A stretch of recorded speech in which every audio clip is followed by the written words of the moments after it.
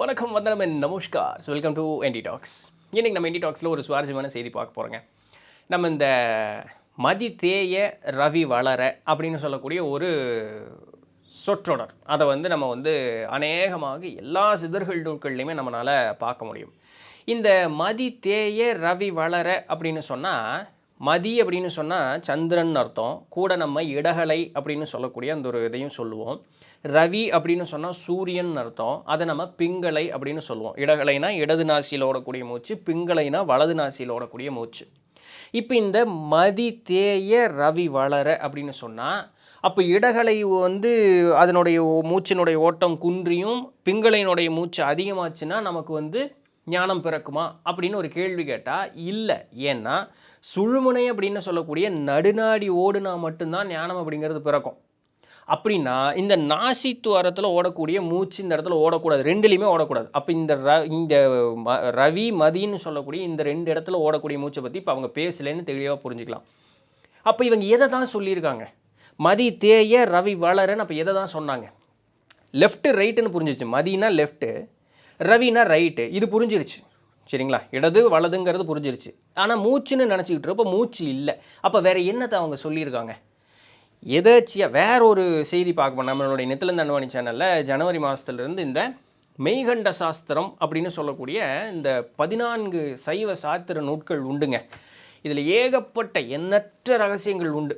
இதை நம்ம பார்க்க போகிறோம். சரிங்களா? இதைத்தாங்க தேட போனேன். நமக்கு தான் பெரியவங்க ஏதாவது ஒன்று இந்த இடத்துல உனக்கு ஒன்று பெண்டிங் இருக்குடா, போகிற வழியில் ஏதோ ஒன்று தேவைப்படும் அப்படின்னு சொல்லி முன்னாடியே காட்டி கொடுப்பாங்க பார்த்தீங்களா? அப்படி ஒன்று நடந்தது தான் இந்த நிகழ்வு. இதை பற்றி ஒரு சின்ன ஒரு ப்ரிஃபேஸ் உங்களுக்கு கொடுத்துட்டு ஆரம்பிக்கணுங்கிறதுக்காக தான் அதை தேட போனேன். அதில் போய் டக்குன்னு மண்டையில் இந்த ஒரு சொற்றொடர் மனசில் வர, நம்ம சும்மா இருப்போமா, போடு நெட்டில் போட்டு தேட ஒரு நூல் கிடச்சிது. இது அநேகம் எல்லா சிதர்கள் நூல்கள்லையுமே இருக்கும். கிடைச்ச நூல் பார்த்திங்கன்னா நந்தீஸ்வரர் கருக்கடை 300 அப்படின்னு சொல்லக்கூடிய அந்த நூல். அந்த நூலில் ஏறத்தாழ 2ஆம் பாட்டு 3ஆம் பாட்டிலேயே பார்த்தீங்க அப்படின்னு சொன்னால் ஒரு பாடல். இப்போ நான் உங்களுக்கு பாட்டை சொல்கிறேன், கேளுங்க. 2 பாட்டு தான் சொல்லுவேன். பிறகு நம்ம என்ன அதனுடைய நுட்பம் என்னங்கிறத பார்க்க வந்துடுவோம். ஆர்வமாக இருக்கும்.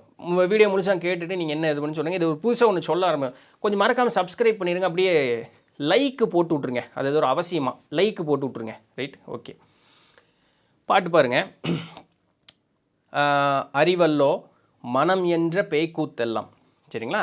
மனசுக்கு எல்லாம் தெரியும், தெரியாதுன்னு சொல்ல. ஆனால் அது எப்படி இருக்கும்? ஒரு நேரத்தில் அடங்கி இருக்குமா? இருக்காது. அது பேய் போல கூத்தாடும் அப்படின்னு சொல்லிட்டு. சரிங்களா? ஸோ அறிவல்லோ மனம் என்ற பேய்க்கூத்தெல்லாம், அதுக்கு பார்க்குற மேலெல்லாம் ஆசை இருக்கும் இல்லையா? அடித்து அகற்றி அறிவொன்றாய் திருத்தி கொண்டு சாத்தியா இக்கறா தப்புடா அதெல்லாம் பண்ணக்கூடாது. அடித்து அகற்றி அறிவொன்றாய் திருத்தி கொண்டு, இதுதான் சரியான வழி அப்படின்னு சொல்லி அடித்து திருத்தி அமைதிப்படுத்தி நிறுத்தி, தெரிவல்லோ பிரபஞ்ச மாயை தள்ளி, இந்த உலகத்தில் இருக்கக்கூடிய பற்றுக்கள் எல்லாம் நீக்கி, இதெல்லாம் வெறும் மாயை அப்படிங்கிறத உணர்ந்து அதை தள்ளி, தேர என்றால் வெகு நாள் தான் செல்லுமோ சொல். இப்படி உன்னை திருத்திக்கிட்டேன்னா நீண்ட நாள் எடுக்கணும். ஏதாவது ஒன்று இருக்கா? இல்லை. நீ சரியான பேசிக் சரியாக இருந்ததுன்னா போதும். அப்புறம் பெரிய வித்து ஈஸியாக கைக்கு வந்துடும். பேசிக்கே தப்பு அப்படிங்கும்பொழுது தான் நமக்கு பிரச்சனை. ஸோ அதனால் பேசிக்கை கரெக்ட் பண்ணிக்கோ. வெகு நாளும் நாள் எதுக்கு எடுக்க போகுது உனக்கு அப்படின்ட்டாரு.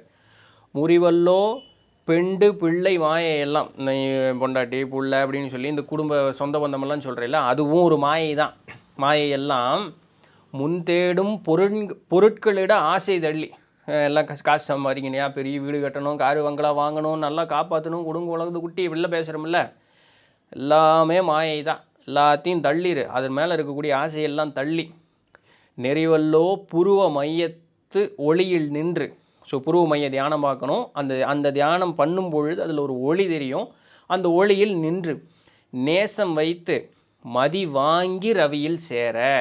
நல்லா புரிஞ்சுக்கணும். இப்போ இந்த இடத்த வரைக்கும் வந்துட்டார். நேசம் வைத்து, அது மேலே பற்று வைத்து மதி வாங்கி ரவியில் சேர அப்படிங்கிறார். சரிங்களா? மதி வாங்கி ரவியில் சேர அப்படின்றார். இப்போ இது வரைக்கும் ஒன்றும் புரியல. இப்போ அடுத்தது வாங்க. சேரப்பா ரவியில் நின்று ஒளிப்பார். இப்போது ரவின்னு சொல்லக்கூடியது என்ன? நம்ம பிங்களைன்னு பார்த்தோம். பிங்களைன்னுங்கிறது நம்ம மூச்சுன்னு எடுத்துக்கூடாது, வலது பக்கம்னு பார்த்தோம். நல்லா புரிஞ்சுக்கணும். சேரப்பா ரவியில் நின்று ஒளியை பாரு. அப்போது வலதுபுறம் இருந்தால் தான் நமக்கு ஒளி தெரியும். இப்போ இது என்ன வலதுபுறம் வர பாருங்க. தீர்க்கமடா சுழுமுனையின் தீபம் போல. சுழுமுனை நாடியில் தீபம் தெரிவது போல் இந்த வலது பக்கம் நின்னா உனக்கு தீபம் தெரியும். ஆரப்பா உனக்கு ஈடு சொல்ல போகிறேன். உனக்கு வேற யார் ஒப்பு நிகரே கிடையாது. உனக்கு ஈக்குவல் வைக்கிறதுக்கே ஆளே கிடையாது. அந்தந்தம் ஆச்சரியம் நடக்க காணும். ஸோ இது பெருசாக ஒன்று விளக்கம் சொல்ல வேண்டியது. அந்தந்தம் ஆச்சரியம் நடக்க காணும். தேரப்பா மனம் தேறி தெளிவதானால் அங்கே நின்னாலும் மனசு அடங்கி இருக்காது. அங்கேயும் மனசை ஒரு திறப்படுத்தி அடக்கி ஒரு நிலைப்படுத்தி நிறுத்தினா ஜகம் முழுவதும் ஜெகஜாலம் என்று தள்ளு. இதெல்லாம் வெறும் மாயை. அந்த இடத்துலையும் மனசு ஒரு செகண்ட் அப்படி அலசிச்சினாலும் சரி, இந்த உலகம் வேண்டாம், இது மேலெல்லாம் கவனம் வைக்காத, இதெல்லாம் வெறும் மாயை, ஜெகஜாலம் எல்லாம் வெறும் மாயை அப்படின்னு சொல்லி இதெல்லாம் தள்ளிடு. பாரப்பா மதி தேய்ந்து ரவியில் சேர்ந்தால் பரமகுரு நீ ஆவாய் பாரு. வந்துட்டாரா அந்த சொற்றொடருக்கு? மதி தேய்ந்து ரவியில் அது என்னங்க மதி தேய்ந்து ரவியில் சேர்ந்தால் அப்படிங்கிற ஒரு சந்தேகம். இதே சந்தேகம் நேற்று எனக்கு இருந்தது. மூச்சு இல்லைங்கிறது எனக்கு ரொம்ப நாளாக இருந்தது. அப்போ அது என்னன்னு புரியல. நம்ம பெரியவங்க நம்மளுக்கு தக்க நேரம் வரும்போது ஒன்று காட்டி கொடுப்பாங்க தெரியுங்களா? லெஃப்ட் பிரெயின் ரைட்டு பிரெயினுடைய வேலை என்ன அப்படிங்கிறத நம்ம என்றைக்காவது பார்த்துருக்குமா? இதுக்கு ஒன்றும் பெரிய ஒரு இது கிடையாது. நெட்டில் போய்ட்டு சும்மா லெஃப்ட் பிரெயின் ரைட் பிரெயின் அப்படின்னு அடிச்சிங்கன்னா போதும். பாருங்கள், லெஃப்ட் பிரெயினுடைய வேலை என்ன அப்படின்னு சொன்னால், எதையாக இருந்தாலுமே ஒரு நுணுக்கி பார்த்து அணுகுவது அப்படிங்கிறது தான் லெஃப்ட் பிரெயின், இடப்பக்க மூளையினுடைய வேலை. அதுதான் அலசி ஆராய்ந்து தீர அமர உட்கார்ந்து அது என்ன ஏது அப்படிங்கிறத அலசி ஆராயக்கூடியது. நிறைய பேர் சொல்கிறது உண்டு இல்லையா, இப்படி உட்காண்டே இருக்கிறனுங்க, ஆனால் அது என்ன சத்தம், ஆஹா பொண்டாட்டி காப்பி ஊட்டுருக்குதே, நல்லா வாசம் வருது, இது வருமா? நம்ம பக்கத்தில் யாரோ நிற்கிற மாதிரியே இருக்குதே, யாரோ கூப்பிட்ற மாதிரி இதெல்லாம் இருக்குது. ஏன் அதுன்னா இடப்பக்க மூளை வேலை செஞ்சுக்கிட்டே இருக்கும். லாஜிக்கல், அனாலிட்டிக்கல், லீனியர், வேர்பல், இதெல்லாம் ஆக மொத்தம் இந்த மூளை இந்த உலக சம்பந்தமாக நாம் என்னென்னலாம் வேலை செய்யணுமோ அதற்கு உண்டான எல்லா வேலையும் அந்த இடப்பக்க மூளை செஞ்சுக்கிட்டு இருக்கும். வலப்பக்க மூளை என்ன செஞ்சுக்கிட்டு இருக்கும் அப்படின்னு சொன்னால், உங்களுடைய கற்பனா சக்திக்கு அதுக்கு அதிகமான இது. இந்த இன்ட்யூஷன் அப்படின்னு சொன்னால் என்ன, நமக்கு அப்பாற்பட்டு இருக்கக்கூடியதை உணரக்கூடிய அந்த ஒரு தன்மை இன்ட்யூஷன். அதனுடைய அதிகபட்சம் தான் பார்க்கும்போது பின் நடக்கக்கூடியது முன் தெரிஞ்சுக்கிறது அப்படிங்கிற மாதிரி. நம்ம வீட்டுக்கு இன்றைக்கி யாரோ வர மாதிரியே இருக்கே, வருவாங்க நிஜமாலுமே. அப்போ இந்த மாதிரி இன்ட்யூஷன், அது எல்லாமே கற்பனை சக்திகள், இதெல்லாமே ஒரு வாயார சொல்லலைன்னாலுமே குறி உணர்வது, இப்படி தான் சொல்லணும், நம்ம வழக்கத்தில் சொல்லணும்னா குறி உணர்தல் அப்படிம்பாங்க. அது வெறும் ஒரு சின்ன செய்கையாக இருக்கும். ஒரு வாயார சொல்லியிருக்கவே மாட்டாங்க, அவங்க முக ஜாடை கூட மாறி இருக்காது, ஆனால் அவங்க என்ன நினைக்கிறாங்கன்னு நம்மளால் கணிக்க முடியும். இந்த மாதிரி அப்புறம் நம்மளுடைய உணர்வுகளுக்கு அதிகமான இடம் கொடுப்பது அப்படின்னு சொல்லக்கூடிய நம்மளுடைய கற்பனை சக்தி, இதெல்லாம் வலப்பக்க மூளை செய்யும். சரிப்பா, இந்த இடப்பக்க மூளைக்கு எல்லா லாஜிக்கல் திங்கிங் ஓகே, வலப்பக்க மூளை இந்த மாதிரி நிறையா இருக்குது. இதுக்கும் மதிதேய ரவி வளரக்கு என்ன இருக்குது அப்படின்னு கேட்டால், தியானம் அப்படிங்கிறது என்ன அப்படின்னு யோசித்து பார்த்தோம் அப்படின்னு சொன்னால் என்ன வரும்? தியானம்ங்கிறது என்ன? தன்னை மறந்து தான் யாருங்கிற அறியக்கூடிய அந்த ஒரு தன்மை தான் தியானம்னு சொல்லக்கூடியது. அதாவது தன்னை அறிவதற்கு தன்னை மறக்கணும் அப்படிங்கிறது தான் தியானம்னு சொல்லக்கூடியது. அந்த இடத்துல போய் உட்காந்து நீங்கள் யோசிச்சுக்கிட்டு இருந்தீங்க அப்படின்னு சொன்னால் உங்களால் உள்ளார்ந்து செல்ல முடியாது. ஏன்னா உங்களுடைய கவனம் இன்னும் வெளியே சுற்றிக்கிட்டே இருக்குது. கற்பனை வளம் உள்ளவர்கள்லாம் பாருங்களேன், இப்போ வீடியோ பார்க்கக்கூடிய ஆட்களே கற்பனை சக்தி உள்ளவர்களாக இருந்தாங்கன்னா, இப்படியே இருந்தாங்கன்னா தன்னை சுற்றி இருக்கக்கூடியதை மறந்துடுவாங்க. அந்த நிலை வரும்பொழுது தான் தனக்கு அப்பாற்பட்டு இருக்கக்கூடியதை உணர முடியும். இது பேசிக்கான நம்மளுடைய மனிதனுடைய கட்டமைப்பு இந்த மாதிரி தான் இருக்குது. அப்போ இடப்பக்க மூளை வேலை செஞ்சுக்கிட்டு இருந்ததுன்னா இங்கே சுற்றி என்ன நடக்குது அப்படிங்கிறது உங்களுக்கு எண்ணம் சிந்தனை இருந்துக்கிட்டே இருக்கும். அப்போ இதுதான் மனசு வெளியே சுற்றுறது. டேய் அங்கே நீ இன்னைக்கு 4 மணிக்கு அந்த வேலை இல்லை, இந்த 7 மணிக்கு இந்த வேலை இல்லை, இந்த 10 மணிக்கு இந்த வேலை இல்லை, இன்றைக்கி அந்த என்னாச்சு இது என்னாச்சு, இது இடப்பக்கம் வேலை செஞ்சுக்கிட்டே இருக்கும். இது நடக்கும். நீ வேறு 10 நிமிஷம் தான் இங்கே உட்காரஞ்சேன்னு, என்னடா 20 நிமிஷம் உட்காந்துட்டா, எந்திரா மேலே முதல்ல. இடப்பக்கம் வேலை செஞ்சுக்கிட்டே இருக்கும். ஆனால் வலப்பக்க மூளை வேலை செஞ்சுதுன்னு வச்சுக்கோங்களேன், என்ன ஆகும்? அவன் பாட்டுக்கு அப்படியே உட்காந்துருப்பான். ஏன்? அவனுக்கு ஆர்வம் எங்கே போயிருக்கோம்? இதில் கப்பாற்பட்டு என்ன இருக்குது, இதோ அற்புதமாக இருக்குமாமே, நல்லா இருக்குமாமே, அது அப்படியெல்லாம் இருக்குமாமே, அந்த இன்ட்யூஷனுக்கு பக்கம் அவன் போயிட்டே இருப்பான். அப்போது தனக்கு அப்பாற்பட்டு இருக்கக்கூடியது உணரணுன்னா உங்களுக்கு வலப்பக்கம் மூளை வேலை செய்யணும். இப்போது இது என்ன ஆகும் அப்படின்னு சொன்னால், நீங்கள் மூச்சு பயிற்சி பண்ணி பேசாமல் அமைதியாக உட்கார்ந்ததற்கு பிறகு மனசு அடங்கணும். மனசு அடங்க அடங்க அடங்க அது அப்படியே அமைதியாகும் பொழுது இடப்பக்க மூளையினுடைய வேலை அப்படியே சுருங்கிக்கிட்டே வந்துக்கிட்டே இருக்கும். வலப்பக்க மூளையினுடைய வேலை ஆரம்பிக்கும். ஒரு கட்டத்தில் அதுவும் நிற்கும். அதனால தான் நந்தீஸ்வரர் என்ன சொன்னார், வலப்பக்க மூளை வேலை செய்யும் பொழுது சுழுமுனையில் சோதி பார்ப்பது போல் நீ அங்கே ஒரு சோதி காணுவ, அங்கே உனக்கு நிறைய இதெல்லாம் விஷயமெல்லாம் தெரியும். அங்கேயும் உன்னுடைய மனசு எங்காவது ஆடும் பொழுது இந்த உலகம் ஜகஜால மாயை என்று அதை ஒதுக்குங்கிறார். அங்கேயும் மனசு வேலை செய்யும். அப்போ அதை ஒதுக்கும் பொழுது அங்கே தான் உனக்கு அப்பாற்பட்ட ஒரு நிலை அப்படிங்கிறது வரும். அந்த அப்பாற்பட்ட அப்படின்னு சொல்லக்கூடியது புருவ மத்தியில் ஒளி காண்பது எப்போ அப்படின்னு சொன்னால், இந்த வலப்பக்க மூளையும் அதனுடைய வேலையை அப்படியே குன்றி நிறுத்தும் பொழுது அங்கே முழுமையாகவே சுழுமுனை நாடி அப்படின்னு சொல்லக்கூடிய நடுநாடி வேலை செஞ்சு புருவ மத்தி ஓப்பன் ஆகி நம்ம இதற்கு அப்பாற்பட்டு இருக்கக்கூடிய அந்த தன்மையோடு போய் கலப்போம். துரிய நிலை அப்படின்னு சொல்கிறோம் பார்த்தீங்களா, அந்த இடத்துக்கு நம்மால் போய் கலக்க முடியும் அப்படின்னு.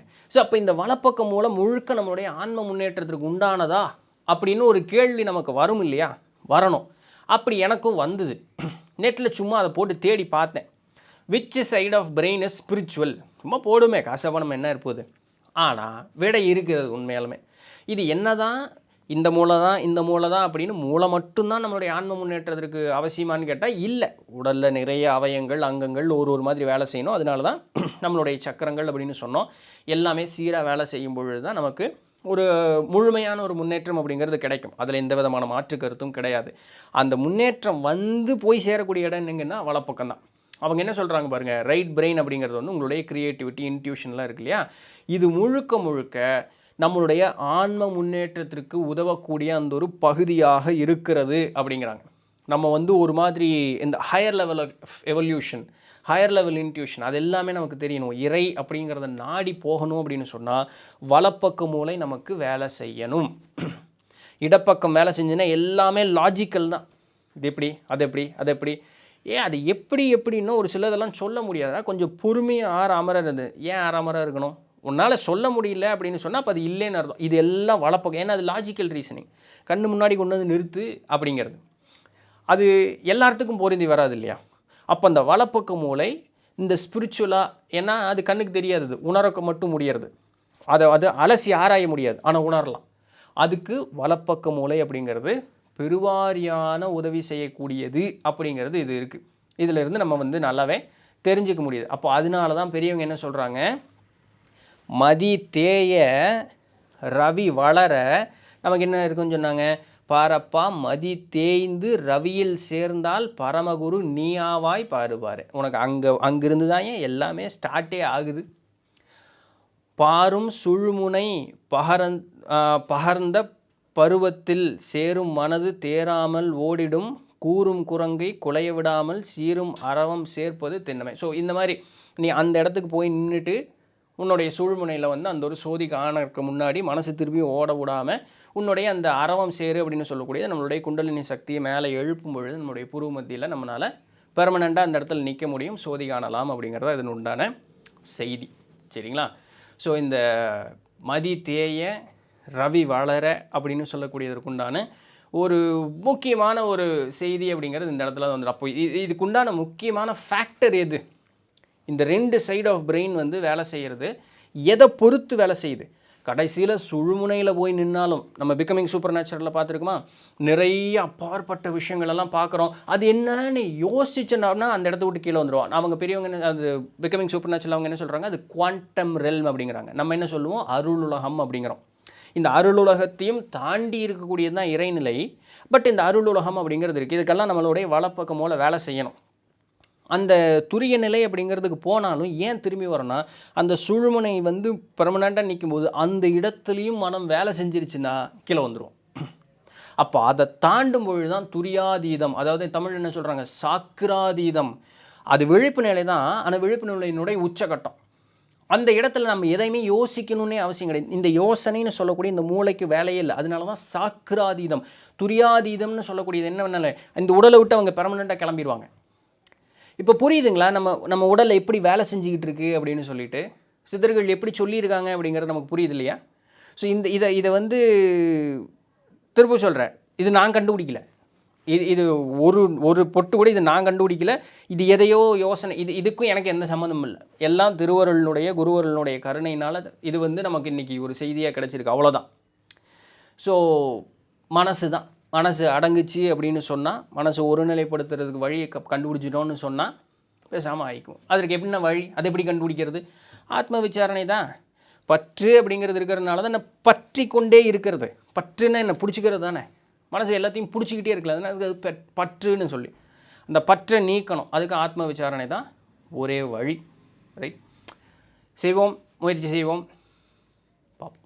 ஏன் ஸோ இதுதான் இன்றைக்கு உண்டான வீடியோ. பிடிச்சிருந்துருக்கும், இன்ஃபர்மேட்டிவாக இருந்திருக்கும் அப்படின்னு நம்புகிறேன். நாளைக்கு வேறு ஏதாவது ஒரு சுவாரஸ்யமான செய்தியில் சந்திப்போம். அது வரையும் தொடர்ந்து இணைந்திருங்கள். நான் உங்கள் இடத்துல பண்ணி நன்றி, வணக்கம். And don't forget to like and subscribe.